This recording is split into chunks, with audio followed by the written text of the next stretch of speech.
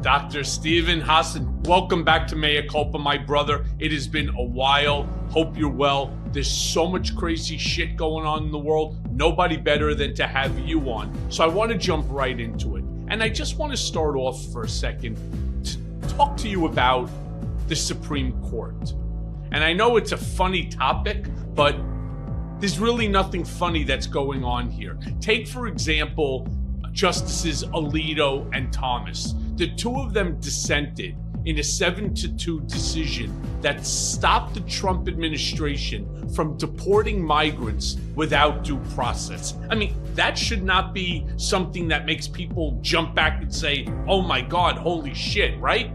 The question I want to ask you, how did these two justices, sworn to uphold the Constitution, how do they end up writing opinions that sound more like cult manifestos than legal arguments?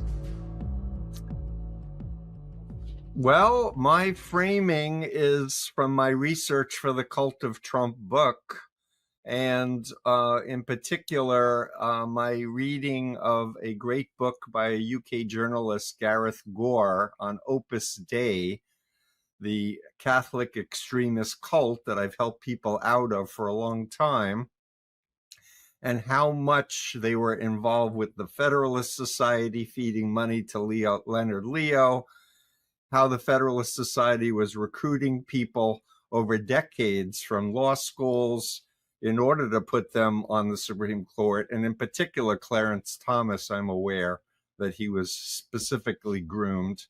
And I don't know if you remember, Michael, but Ginny Thomas was a former member of the LifeSpring cult.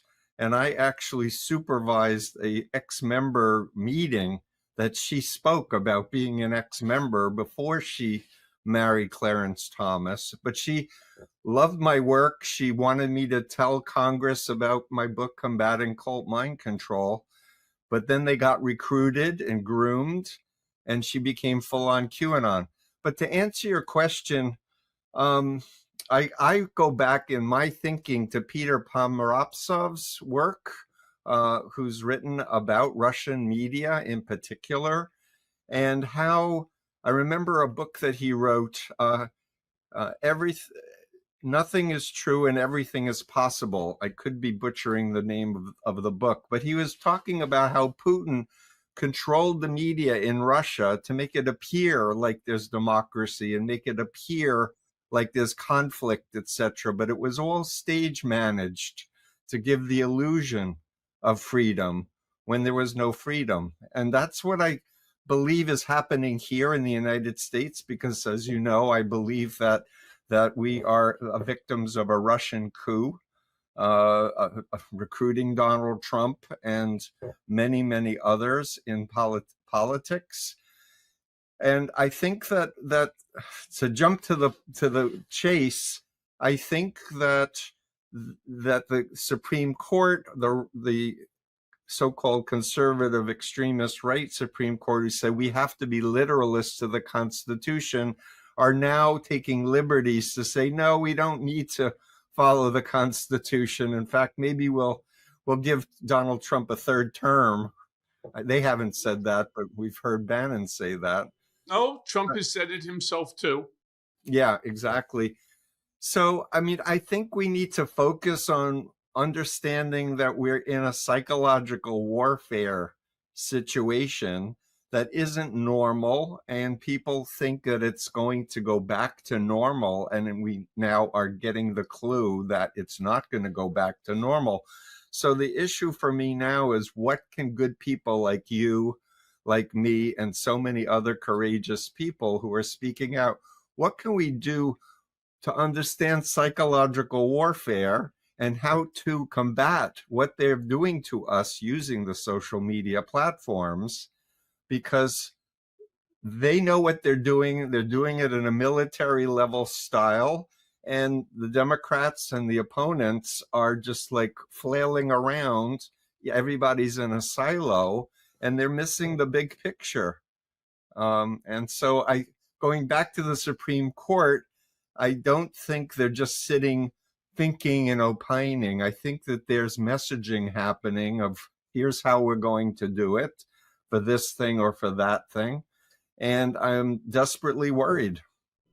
Well, we were very fortunate in the fact that it became a 7-2 decision within which to put a stop to this deportation and the violation of due process. Personally, I was very happy to see it. I was surprised to see it. But what really shocked me more than even the decision was Justice Alito expressed such anger. He was furious that the ruling came out before he could even finish writing his dissent. But what he really seems angry about, at least to me, is losing control of the narrative. Because that's all that I believe that he really wanted, is to control the narrative, not for himself, not for the Supreme Court, not for the United States of America, but for one man and one man only, right? Is this emotional outburst part of the narcissistic injury that you see in authoritarian cult dynamics? So I am a mental health professional, and I definitely, wrote a chapter comparing Trump with Jim Jones and Hubbard and Moon, and other authoritarian cult leaders.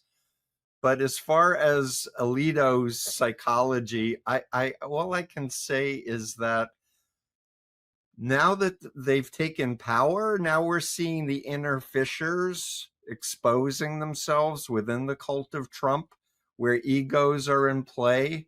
And so it is a dynamic to consider, but I'm really not an expert on the individuals on the Supreme Court. I've really been focused more in my 49-year career helping people get out of mind control cults. And as you know, Michael, I was in the Moonies, and that's how I got interested. Well, what really got me to come up with this question is really, after reading your book, it was something which to me just seemed, it just seemed like an obvious, it's almost like a rhetorical question if you think about it. So let me ask it to you in a little bit of a different way. Okay. You have two Supreme Court justices, Alito and Thomas, defending President Trump's ability to deport migrants en masse without any legal recourse. That's not just bad jurisprudence. It's a dangerous ideology. You all have heard me turn around since I started this podcast 5 years ago. Hard to imagine. 500 million downloads 5 years ago. And I'm thinking to myself, this is not just bad jurisprudence, like I said would happen. It is a bad ideology. What they're trying to do here is they're trying to suppress people's First Amendment constitutional rights. I warn people that what you're going to see is all of a sudden, whether it's ICE, DHS, FBI, marshals, it makes no difference, grabbing, bagging, and tagging individuals, throwing a little black hoodie over their head, tossing them into the back of a Sprinter, and sending them off to someplace that they have absolutely no rights. Whether it's this concentration camp in El Salvador, they have another internment camp in the Panamanian jungle. Trump wants to open up 5 more of these elsewhere in El Salvador. The question I want to ask you, Steve, is, are we watching the court become a doctrinal enforcement arm of the Trump cult? Or you think there's something else going on here? Well, I think they were put in place before Trump came into power, and I think they're following instructions, frankly, of their masters, and they're not acting as independent Supreme Court justices, which they're supposed to be.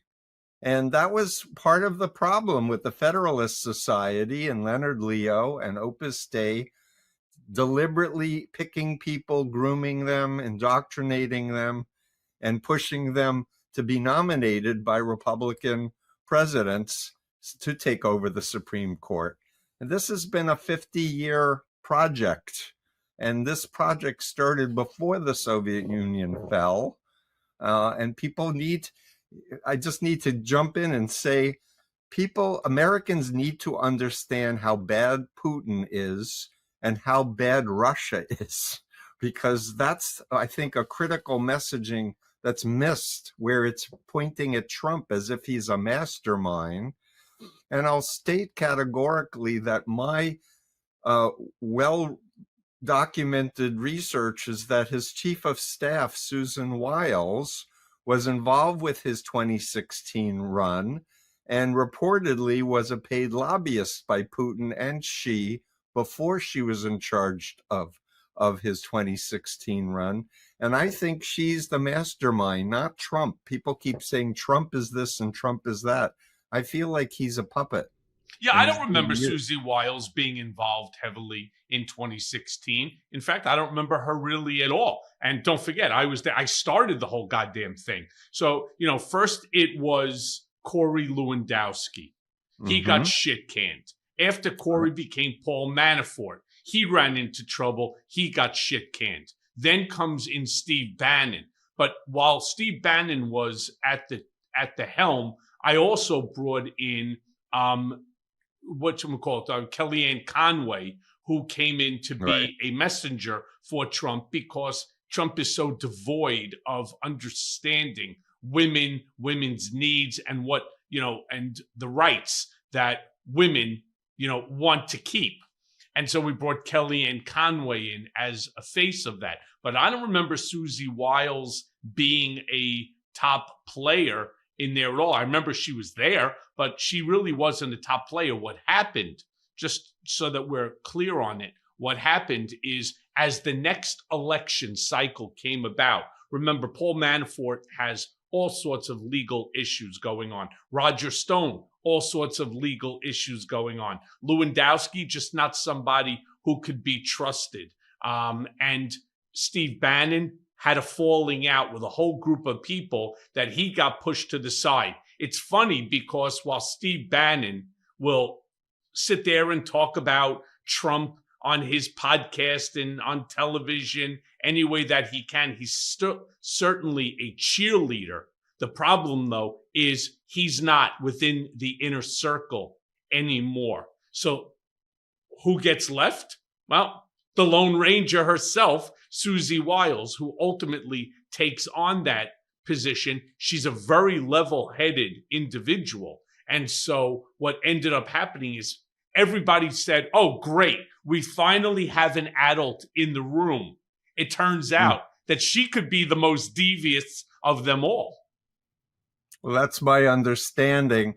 And I interviewed a former Trump campaign person in Florida who said her boss was Susan Wiles, and she also claimed that Susan Wiles and her ex-husband now were paid lobbyists for Putin and Xi, was her information. Yeah, that I didn't know. And that the internet had been scrubbed just before she got nominated to find any facts about that connection. And this former campaign person, I'm hesitating to mention her name because she's truly afraid for her life, but she read my book, The Cult of Trump.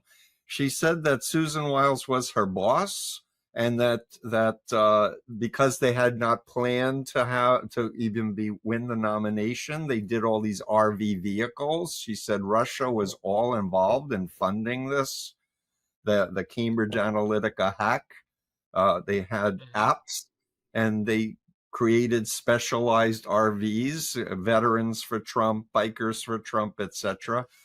And she also was forcibly kissed by Donald Trump, but she moved her head at the last minute from her lips. But she resigned after the Access Hollywood tape because she realized this was a larger pattern here of his bad behavior.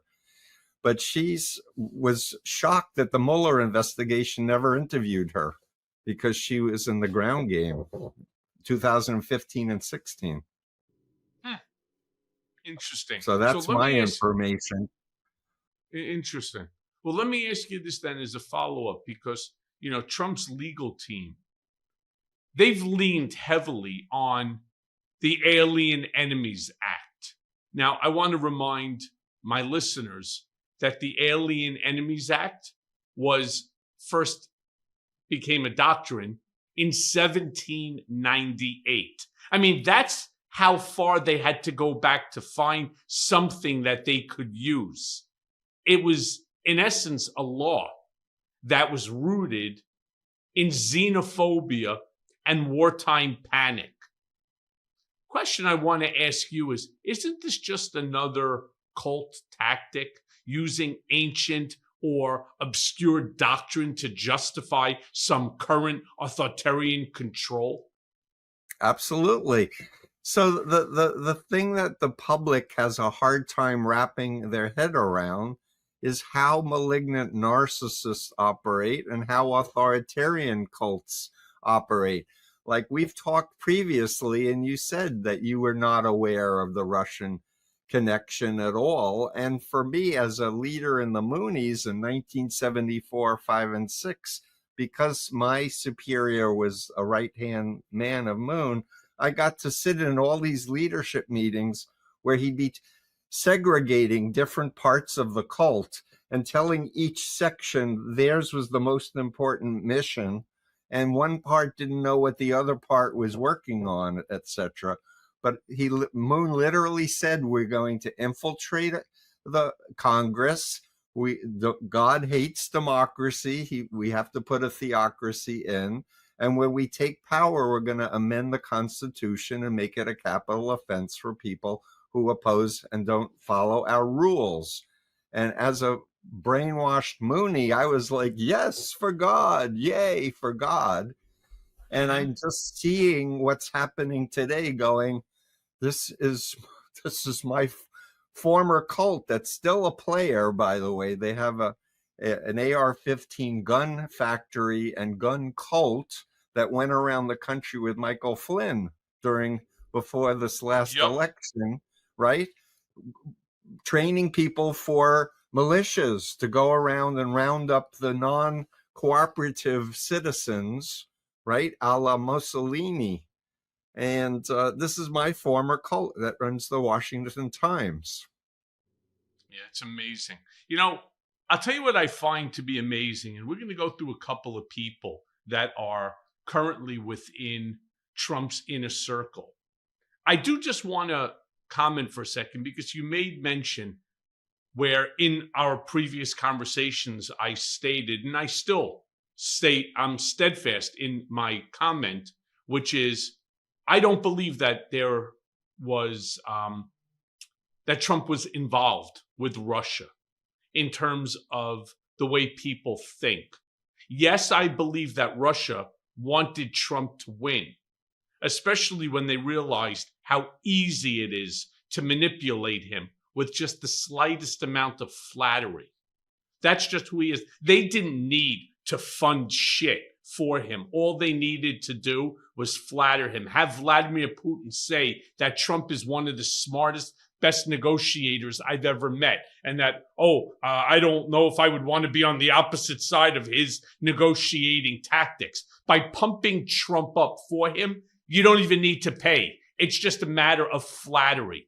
And I say that because I want to bring in folks like Marco Rubio, right? A guy whose own family fled Cuba as asylum seekers. He is now one of the leaders in Trump's foreign policy push to deport modern day refugees back to authoritarian regimes. I just think it's funny. A guy who Trump attacked mercilessly, the fighting that went on between them, but now he's one of his chief foreign policy pushers. The question I really want to ask you, is this what you would call cult-induced moral inversion? So that's a good question. My experience as a former victim was I had a mind hack where there was a pseudo identity that was superimposed over the real Steve Hassan in the image of Moon and Haq Jahan. So there was the real me that was suppressed and the cult me that was totally indoctrinated to follow blindly, because of demons possessing me. A lot of what is in the cult of Trump now is demonology, fear, and phobia indoctrination. And if you are programmed for this self to suppress your conscience, suppress your past, even negativize your past, you'll do whatever you're told because you're programmed to obey, because you believe that this is your destiny. And I want to just circle back for a second, Michael, and you know how much I respect you. I put you as a whistleblower and one of the most high-ranking former members of the cult of Trump in my book. But my information is that, and comes from Yuri Shvets and Craig Unger, that he was in the KGB when Donald Trump went over to the Soviet Union, and they recruited him not as an agent but as an asset, and he gave details about where in New York their front was.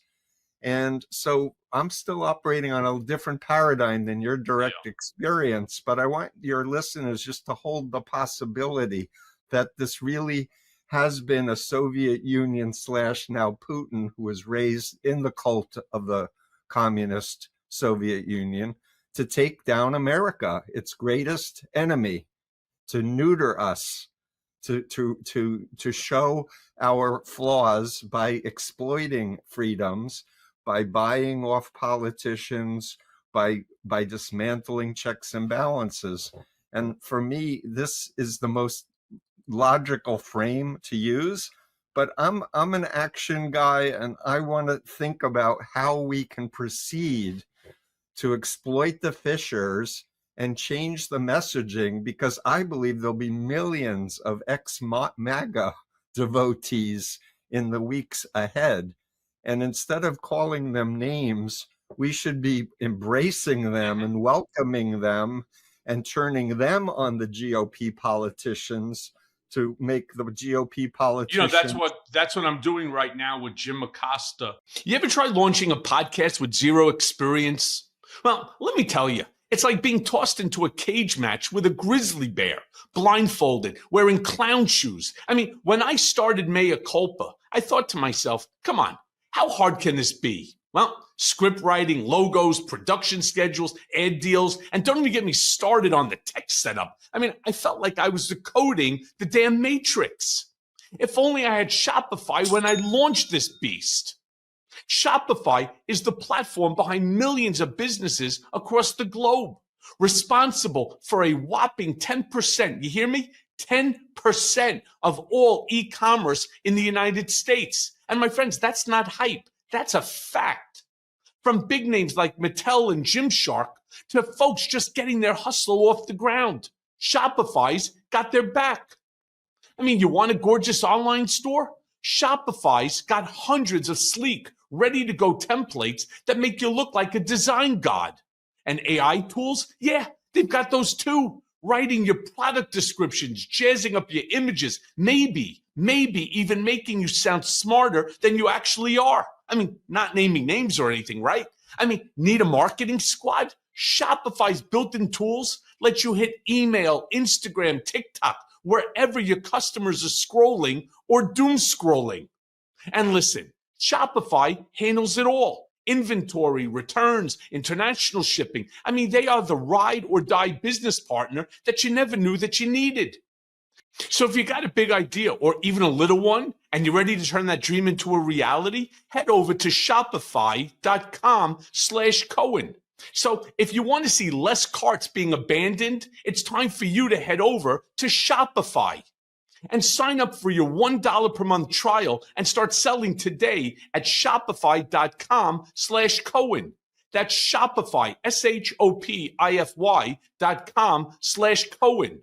One more time, that's shopify.com/Cohen, where we started this thing called the No Fear Tour. We just had our first here in Manhattan in an off-Broadway theater, which was also through Substack. It was live streamed.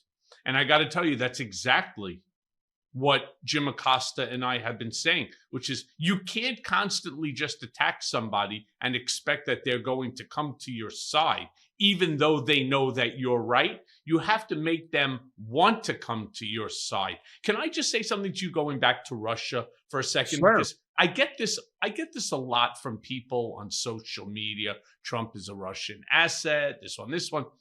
You know, one thing I hope we can all acknowledge, you, Stephen, myself, and all of my listeners, the Russians lie about everything. The misinformation, the disinformation, the malinformation. I just want people to understand that Trump went over to Russia twice. Once was in the early 90s. He went over with a whole slew of guys here from New York. All right, in the early 90s, like 91 or 93, something like that. And then the next Not time earlier, was Michael? earlier than the 90s. I don't I think thought so. it was the late 80s that he went to Russia for the first time. I thought it was the beginning of the 90s. But let's just say it's the 80s or the beginning of the 90s.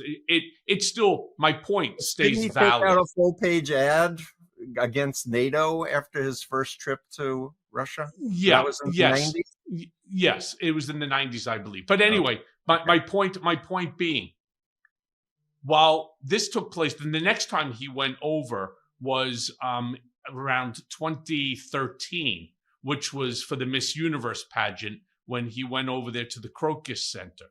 The reason why I think this is important is I want people to understand that when Trump first went over to Russia, it was actually Yeltsin who was in power. Putin wasn't even on the scene. Putin didn't become president until the year 2000. In fact, I think it was March of 2000 that Putin became president. So he wasn't even in the picture. Now, do I think that there was still a desire by Russia to bring down the United States? Absolutely. But the numbers don't fit and the time frames don't fit. But that's neither here nor there.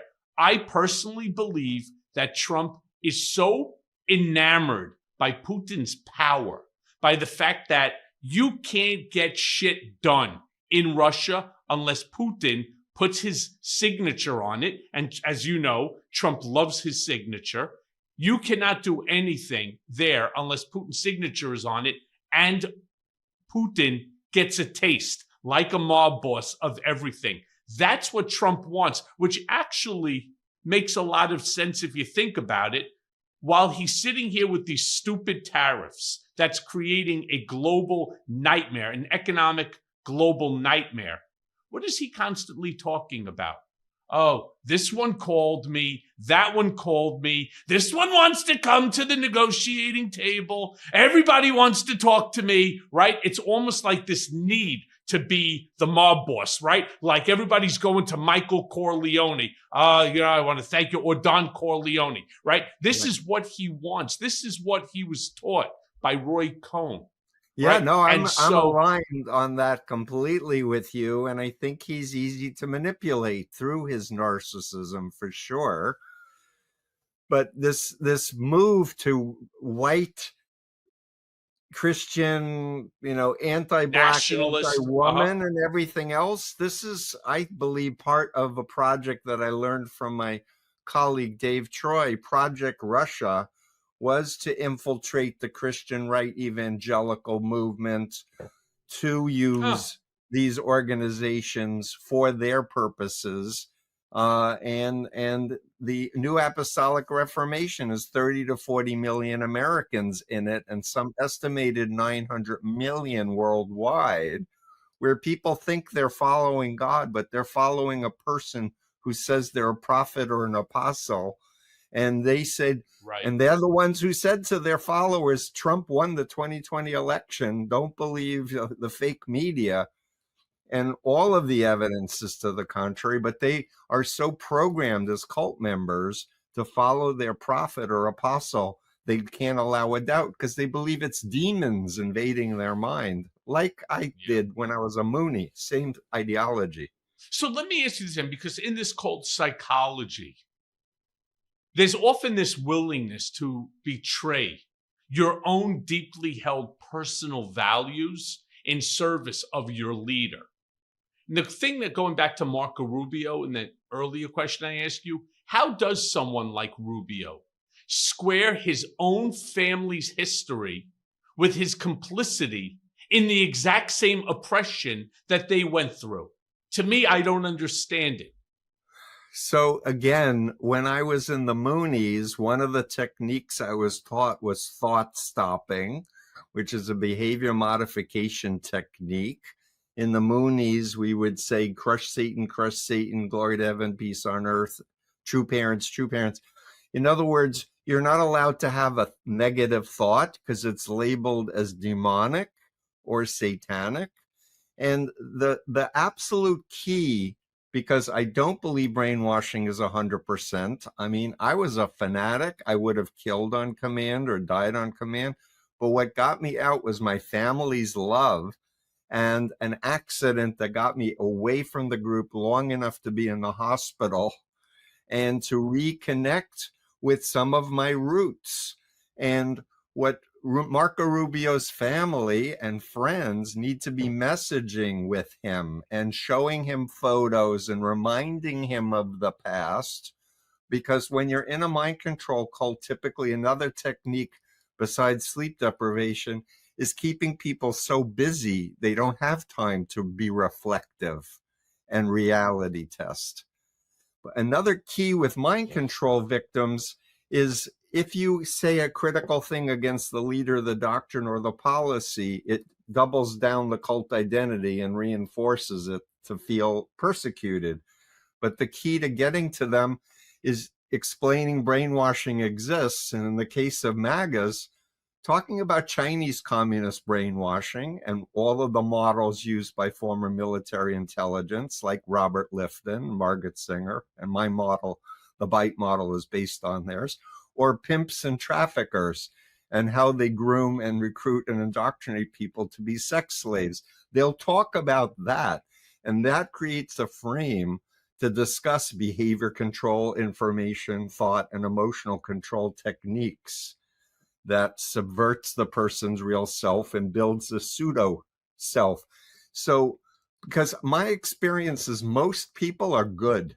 Most people, they want love and they want trust and they want friends. When you're in a cult, if you deviate, you're going to be tattled on and the hammer's going to come down on you. You realize this. And I've talked to many emigres from the Soviet Union and other dictatorships. It's exactly the same thing. So, Stephen, how do you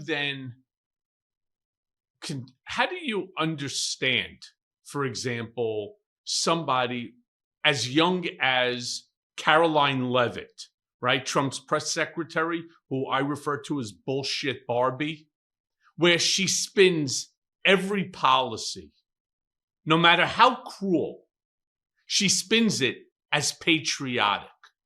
And it's like she does it with such anger and with such ferocity in the way that she presents it. The question I really want to ask you, is this reflective of cult language control? Remember, she's not creating these responses. These are pre-written responses. Many times she's basically reading off of a script or she's memorized the script.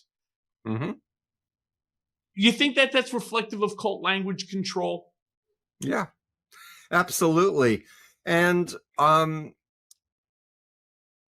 did PR-ish things for the Moonies. I mean, I frickin' fasted for Richard Nixon for 3 days with just water on the Capitol stairs because God wanted Nixon to be president during Watergate. And I hated Nixon before I got recruited into the Moonies. My father, who I thought would be happy that I was fasting for Nixon, was like, Steve, you are right. He's a crook. And I'm like, Dad, God wants him to be president. But I was a true believer. I really accepted the notion that God's spirit was working through Moon for this grand plan to create the Garden of Eden on earth. And critical thinking or my own thoughts, those were immediately taught to be suppressed. And this woman, I don't know her personally, but my guess is that she's been told and rehearsed over and over in front of a camera. Here are the talking points. This is and a lot of what people don't understand is we're emotional beings, us humans. We like to think we're rational, but we're actually very emotional. And a lot of the manipulation that Trump does and the Trump media does is all about emotion manipulation, programming of fear, disgust, hatred. And so what we need to come back to is we live on one planet, and human species has thrived out of trust, not out of fear and hatred and harming our neighbors. And we are close enough to remember the Holocaust. My ex-father-in-law is 97, and he escaped Poland in the sewers as a child. We know what Hitler did, so it's different than the 1930s in Germany. The question is, are we going to listen to the historians who are experts on fascism and authoritarianism and follow their advice? But realizing we're in a social media digital reality now, and that real life for humans isn't pixels. It's really being with people in your family, your friends, in your local community, and not just looking for strangers to follow you on social media. Yeah. Here's even a question for you. Did you actually fast for 3 full days? Or was it less than that? And how did you feel from it? The reason why I ask is when I was thrown back into solitary confinement on the unconstitutional remand, they didn't I give me food for remember. three. They didn't give me food for almost 3 full days. And I got to tell you, it's you don't realize 3 days is a enormously long time to go without food. I mean, your whole body shuts down. The nausea is just something that is undescribable. My dad is a Holocaust survivor, and I remember I now when I was a remember that, young, of course. yeah, from Poland, when my dad used to tell me as a young child when they were escaping and they ended up into Siberia. Believe it or not, there were days that they went without food, and he would say to me, he was so hungry. It's a feeling that you should never ever know from. Well, Right. as I said to my dad after I was ultimately released by Judge Alvin K. Hellerstein, I remember saying to him, all that I kept thinking about when I was so hungry, dizzy, hungry, yeah, the pain in your stomach is just enormous. And I said to him, now I know what you felt like when you were a kid, So he said to me, as of course, the man that he is, I wish to God you never knew that experience, Right. right? Of But course. now it's just something that we share. So one thing different between my cult experience and you being involuntarily put into jail, protecting your wife from the Trump cult, was I was a true believer at that point, and I was a model Moonie. I was held up by Moon for everyone to follow because Steve would do exactly what he was told or better. So I not only fasted for many 3 days, I fasted for 7 days with no Wow. food, working full days. Um, but I thought I was purifying myself. I did drink some water, it wasn't without water, but no food, no celery juice or anything like that, just plain water. But Wow. it does change you for sure. But it's also part of the demonstration of the devotion of how committed you are to the group. But I want to come back to, I'm very happy you're doing stuff with Jim Acosta. And I'm really been saying to everybody, if you've blocked or muted your family or friend who got into MAGA, it's time to reach out and just say, hey, I miss you. I want you back in my life. And if they say, you cursed me out and called me names, you say, I'm so sorry. I apologize. Can we do a redo? Can we Mm. reboot? because I I think the want. right way to say is don't turn around and say it that way. Just say, go fuck yourself, right? You were an idiot then and you're an idiot now. And, until you get out of the Come cult, on, you're still going Michael. to be an idiot. Come Right? on, Michael. And hey, so Join join the speaking, deprogramming movement, yeah. the movement to liberate people. Because I tell you, when I came out and my friends who did say things like that just made me feel horrible. Whereas my friends who said welcome home, my next door neighbor baked me chocolate chip cookies.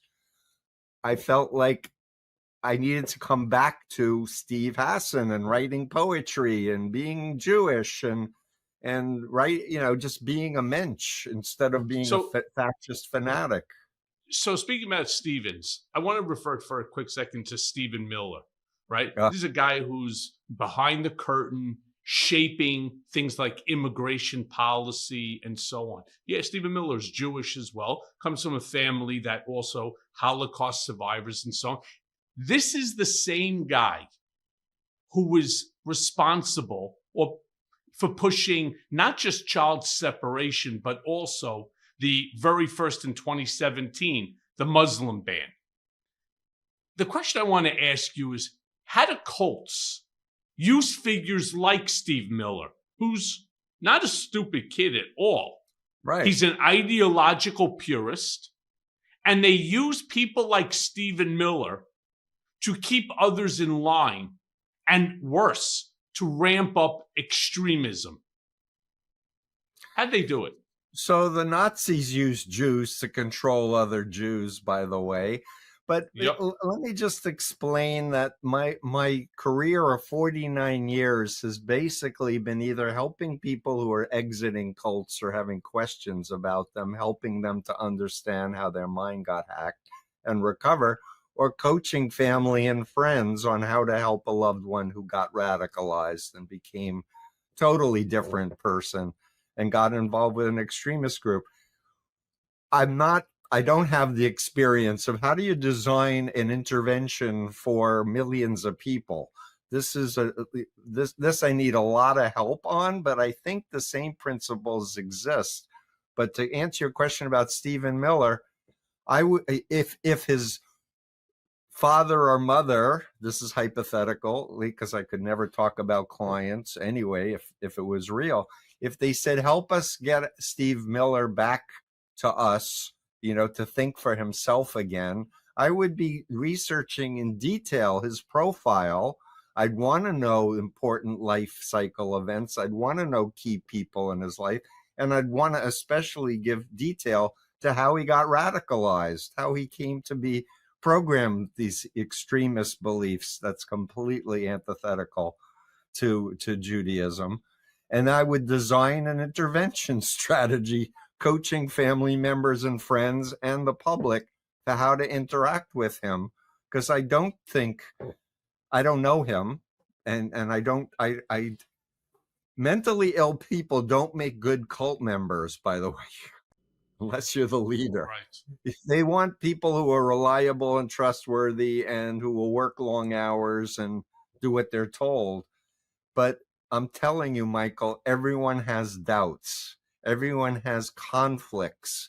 But for each person, there's a unique combination, 3 to the right, 14 to the left. And you have to keep trying different things. And ultimately, if you have rapport, they'll tell you how to get them out.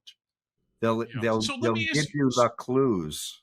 Sure. So this is, I guess, the topic of religious fundamentalism, what you were talking about with Russia going after the evangelicals and so on. Is religious fundamentalism being used as a kind of spiritual coercion inside of this Trump cult? So let me ask you something. Did you consent to having your phone number, your home address, your children's information, and even your Aunt Linda's maiden name sold to some weirdo in a basement? No. Well, too bad, because data brokers already did it. I mean, these creeps buy and sell your info like it's baseball cards or comic books. And guess what? You are the rookie card. But now, right now, you can fight back with delete me. Delete Me makes it easy, quick, and safe to pull your personal data from hundreds of data broker websites.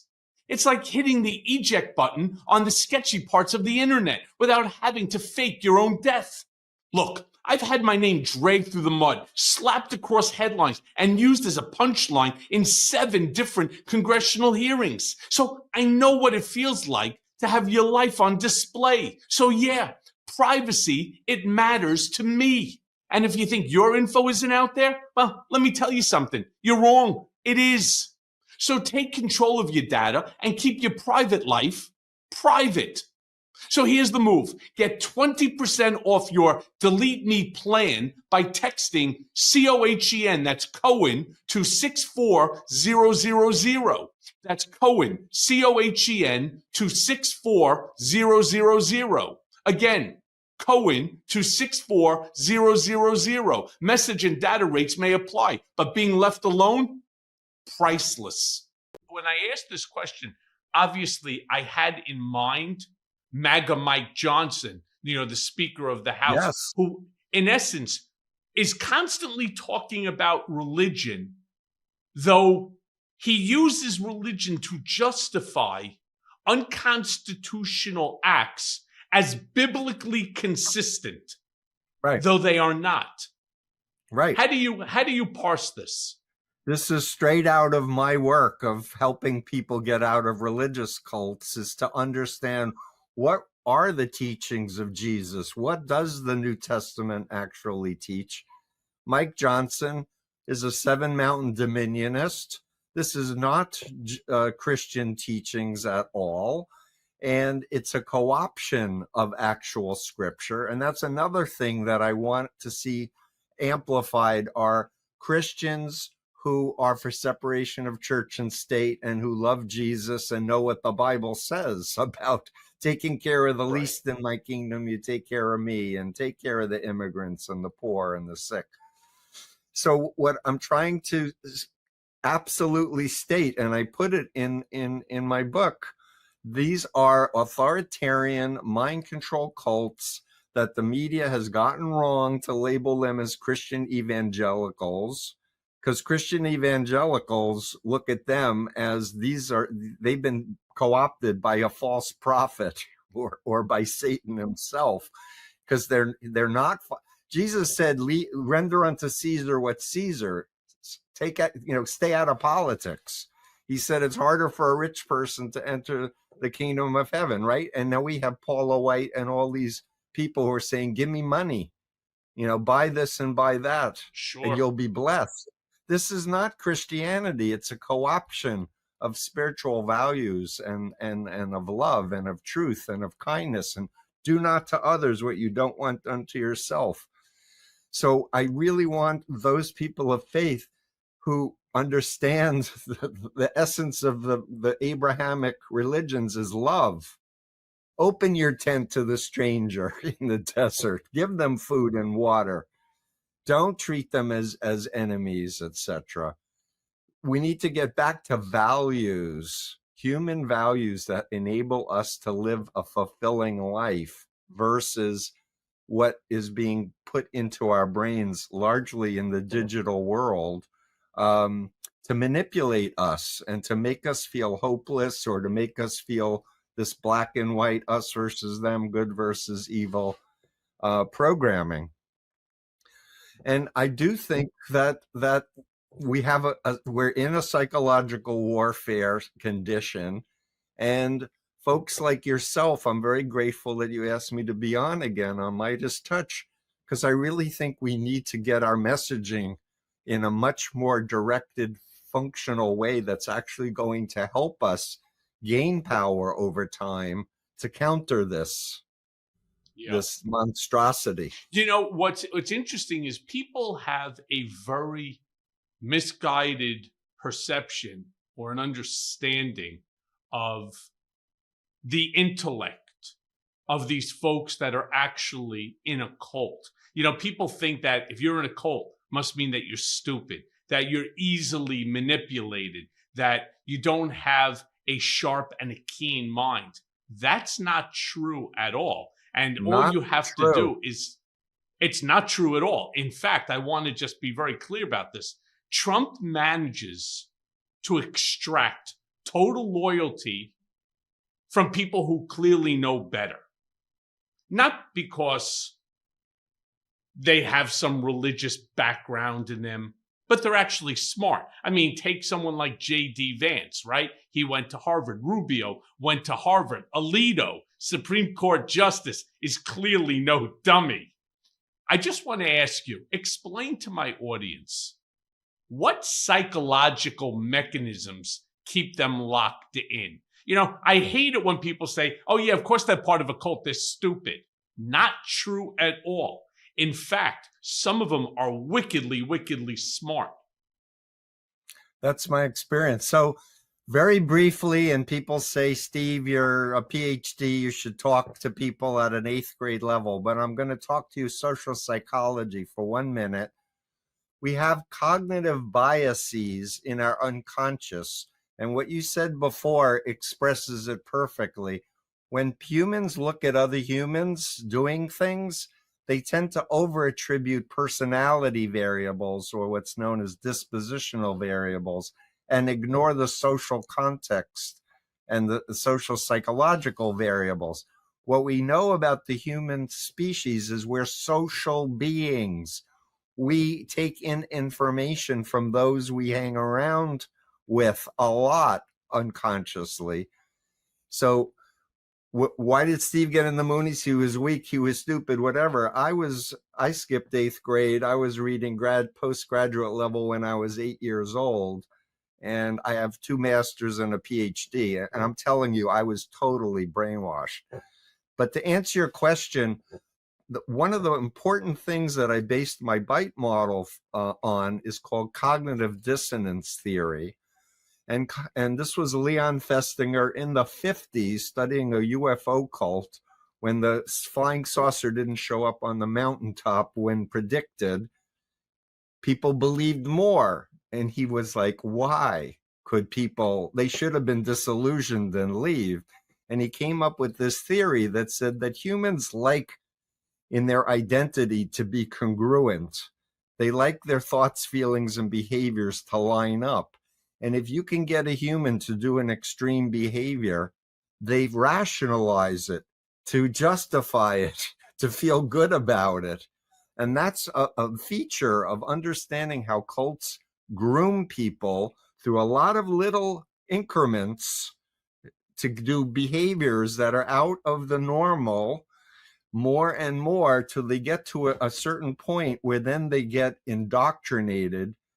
Maybe it's a mystical experience. Maybe you're Elon Musk doing ketamine and a beautiful Russian hypnotizes you, woman, tells you that your future is Mars, and you've got to hack the U.S. government's most secret computers and give it to Russia. But nevertheless, the point I'm trying to get at is that we now know a lot about how the mind works, how neuroscience works, how social psychology works. And those who understand how to maximally use it in an ethical way are going to win this war. And right now, we're not winning. We're No, we are not. reactive mode, going, I can't believe they're doing this. I can't believe they're doing that. But they have the people who are in the power positions with the resources and the money don't understand to name the disease that's afflicting us and know there's a cure and how to make it happen. Truth be told, they all want to be mini Donalds. They want to have that cult-like personality. Elon Musk doesn't have it. Steve Miller doesn't have it. Caroline Levitt doesn't have it. Marco Rubio doesn't have it. Shady Vance doesn't have it. None of them do. By the way, I think the movie you were referring to is like Close Encounters of the Third Kind, which was sort of predicated off of that individual, the one who had the cult, and that they went on top of the mountain, right? Isn't it? Yeah, I don't think so, because in the movie there was a real alien, and this I understand they had to make it more cult.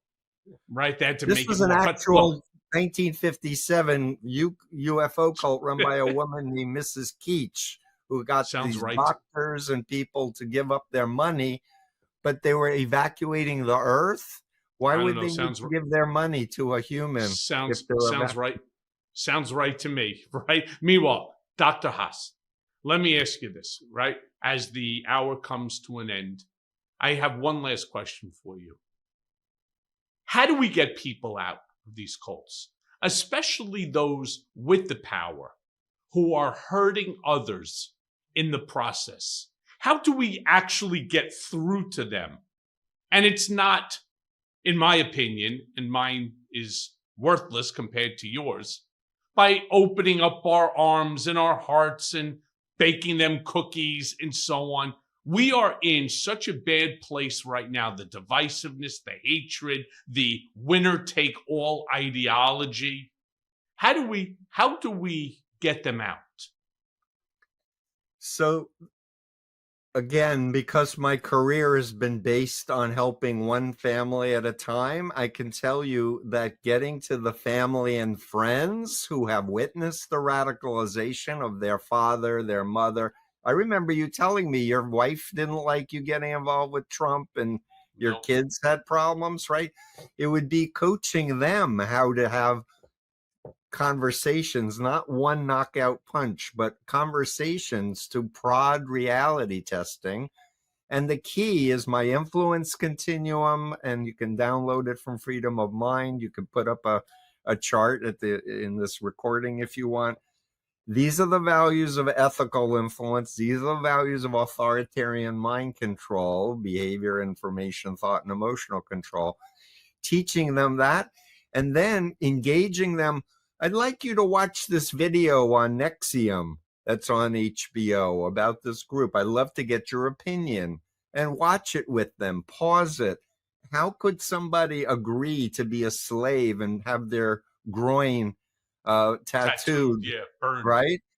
But there's so many good documentaries about mind control cults. But the idea is, with MAGA people, Chinese communist brainwashing, let's unpack it. Let's understand how they were doing it with Mao, and pimps and traffickers.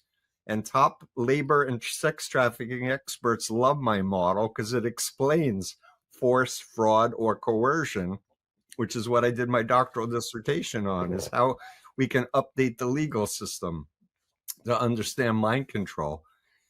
I'm telling you, as a former member, there are millions of ex-members now out.